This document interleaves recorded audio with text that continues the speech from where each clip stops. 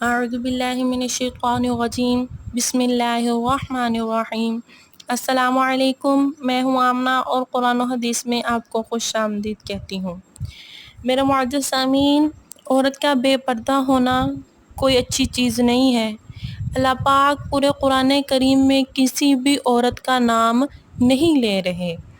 آپ الحمد سے والناس تک دیکھ سکتے ہیں کہ سوائے حضرت مریم کے اللہ پاک نے کسی کا بھی نام نہیں لیا۔ اگر کسی عورت کا ذکر کیا ہے تو اس کی خاوند کی نسبت سے کیا ہے۔ ہر عورت کا ذکر اس کی خاوند کی نسبت کے ساتھ ہے، جیسا کہ مرأۃ العزیز، یہ عزیز کی بیوی ہے، مرأۃ فرعون، یہ فرعون کی بیوی ہے، مرأۃ نوح، یہ نوح کی بیوی ہے، مرأۃ لوط، یہ لوط کی بیوی ہے۔ اللہ پاک نے پورے قرآن کریم میں سوائے حضرت مریم کے کسی عورت کا نام نہیں لیا۔ حضرت مریم کا نام لینے کی بھی ایک وجہ تھی کہ لوگوں نے حضرت عیسیٰ علیہ السلام کو اللہ پاک کا بیٹا بنا دیا، تو اللہ پاک نے اس بات کو واضح کرنے کے لیے، اس بات کو صاف کرنے کے لیے، لوگوں کو بتانے کے لیے اس آیت مبارکہ کو نازل کیا کہ عیسیٰ میرا بیٹا نہیں ہے، عیسیٰ مریم کا بیٹا ہے، ذالک عیسیٰ ابن مریم۔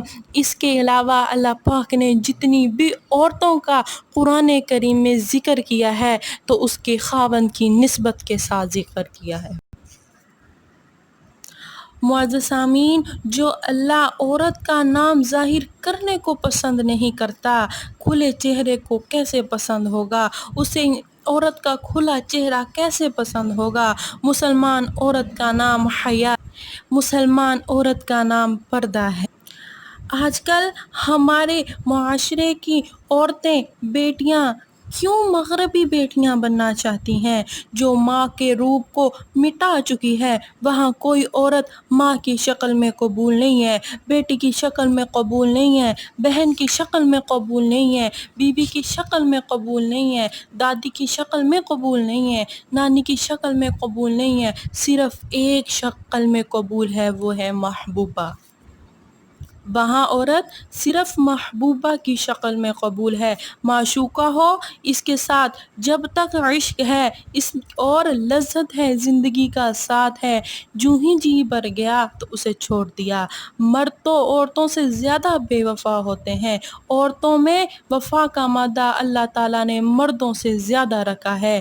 جاؤ تو جاؤ، دیکھو اللہ نے جو حدود قائم کی ہے وہ ایسے قائم نہیں کی، جاؤ دیکھو وہاں کی عورتیں کس قدر قابل رحم ہے کہ جب لوگوں کا، مردوں کا جی بھر جاتا ہے تو انہیں پھینک دیتے ہیں، انہیں چھوڑ دیتے ہیں، جیسے ہم رومال سے پسینہ پونچھ کر رومال کو پھینک دیتے ہیں، اسی طرح وہاں عورت صرف محبوبہ بن کر رہ سکتی ہے۔ معزز سامعین، تو کیا عورت صرف معشوقہ کی شکل میں باقی رہتی ہے؟ تو بیٹی کا روپ کہاں گیا؟ بہن کا روپ کہاں گیا؟ بیوی کا روپ کہاں گیا؟ ماں کا روپ کہاں گیا؟ پھپھو کا روپ کہاں گیا؟ خالہ کا روپ کہاں گیا؟ اللہ تعالیٰ نے ہمیں کیسا پیارا دین عطا کیا ہے۔ اللہ کے نبی کا ارشاد ہے، حضور اقدس صلی اللہ علیہ وآلہ وسلم نے فرمایا، جس کے گھر میں بیٹی پیدا ہو اور وہ برا نہ منائے۔ اور آج کل کے لوگ بیویوں کو مارنا شروع کر دیتے ہیں، گھر اجڑ جاتے ہیں کہ اس کے ہاں بیٹی کیوں پیدا ہوئی۔ اے نادان لوگو، یہ تو اللہ کی دین ہے، اللہ جسے چاہتا ہے بیٹوں سے نوازتا ہے، جسے چاہتا ہے بیٹیوں سے نوازتا ہے۔ کیا تم اپنے نبی کے گھر کو نہیں دیکھتے؟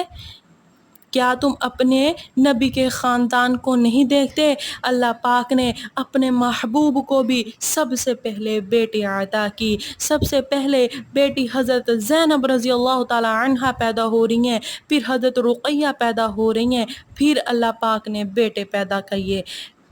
اللہ اپنے نبی کو بھی بیٹیاں پہلے عطا کرتا ہے، تو فرمایا جس کے گھر میں بیٹی پیدا ہوئی اور اس نے منہ نہ بنایا اور خوشی خوشی اس پر خرچ کیا تو اس کے لیے جنت واجب ہو گئی۔ جس نے 3 بیٹیوں کو پالا، ان کی شادی کر کے انہیں روانہ کر دیا، تو میرے آقا دو جہان محمد عربی صلی اللہ علیہ وآلہ وسلم نے فرمایا کہ قیامت کے دن وہ میرے ساتھ ایسا ہوگا جیسے کہ یہ 2 انگلیاں۔ اللہ کے نبی شہادت کی انگلی اور اس کی ساتھ والی انگلی کے ساتھ اشارہ کر کے فرما رہے ہیں کہ وہ میرے ساتھ جنت میں ایسا ہوگا۔ ایک شخص اٹھتا ہے، پوچھتا ہے یا رسول اللہ جس کی 2 بیٹیاں ہوں، تو اللہ کے نبی نے ارشاد فرمایا وہ بھی میرے ساتھ جنت میں ایسے ہی کھڑا ہوگا۔ پھر ایک شخص اٹھا اور کہا کہ یا رسول اللہ صلی اللہ علیہ وآلہ وسلم جس کی 1 بیٹی ہو، تو آپ علیہ الصلاۃ والسلام نے فرمایا کہ جس کی 1 بیٹی ہو وہ بھی میرے ساتھ جنت میں ایسے ہی ہوگا۔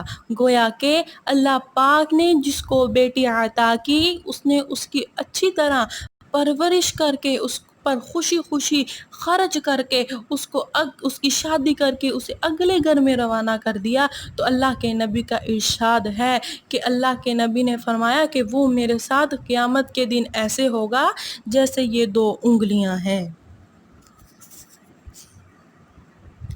اللہ پاک سے دعا ہے کہ اللہ پاک نے جن کو بھی بیٹیاں عطا کی ہیں انہیں صحیح تربیت کرنے کی توفیق عطا فرمائے، اور ہمارا معاشرہ ایسا ہے کہ یہ بیٹیوں کو قبول نہیں کرتا، بیٹیوں کو بوجھ سمجھتا ہے۔ اللہ ہمیں ایسے معاشرے سے ہماری حفاظت فرمائے، اللہ ہمیں بیٹیوں کی قدر کرنے کی توفیق عطا فرمائے۔